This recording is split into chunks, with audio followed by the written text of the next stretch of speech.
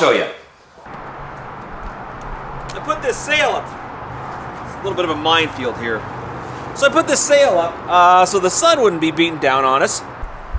And I attach it to the house over there, and to this tree up here, and to the fence over here. And it worked great all summer long, but as the wind has been picking up, this started flexing a little bit. And I got a little worried about it until yesterday when I got a lot worried about it because the wind was really going. The sail was going up and down, and the fence was going wah, wah, like that. And my neighbor built this fence, and he'd be none too happy if the thing got pulled out of the ground. So I took the barrel from the, from the workbench we use, put it right here. So while it's holding the fence up, it can't also be holding the workbench up. So we got to figure out either getting another barrel, finding another solution, fixing the fence somehow, or I'm thinking maybe making a new setup. So let me know what you think about that. You're not here to hear about this. You're here about the video. The clip today is, I think, a pretty good one. We've been talking a lot about alkalinity. I'm just going to set that there.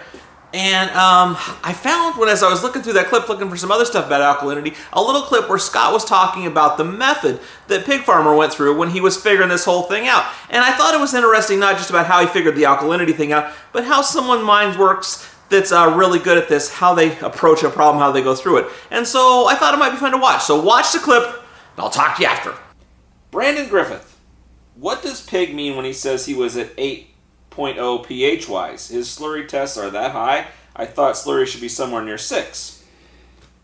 He was going that way. He was pooched. He was trying to fix it. No, his problem is the soil was going to 4.9. His water starting is 8, so we had to do the CO2. Oh, he was at 8 to try to get it there.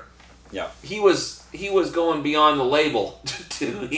He was doing what it's like when you got boat pilots trying to pull up on the stick because the hydraulics are out. Yeah. He was going way beyond what he was trying to fix, which wasn't working because he was taking his food way out of range. They can't eat, so they weren't eating it. But it was better than torching the whole thing or throwing it in the trash.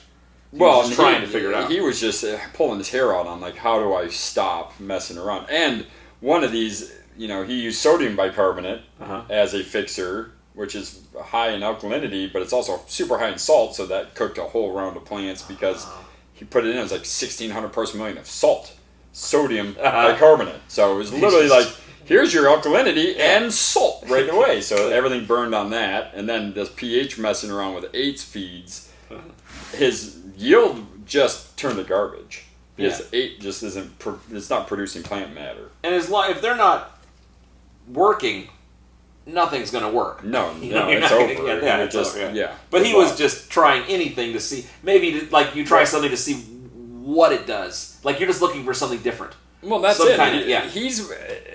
He's a proud man, and he's a smart man, and he's held on a high pedestal with a lot of people. Yeah. And so when he starts to limp, he doesn't show his weakness. So there's I'm not doing as good as I used to be, guys. No, he's going to figure it out. But that's what I love about the guy, because he literally will sit there and keep working through it until he comes up with an answer.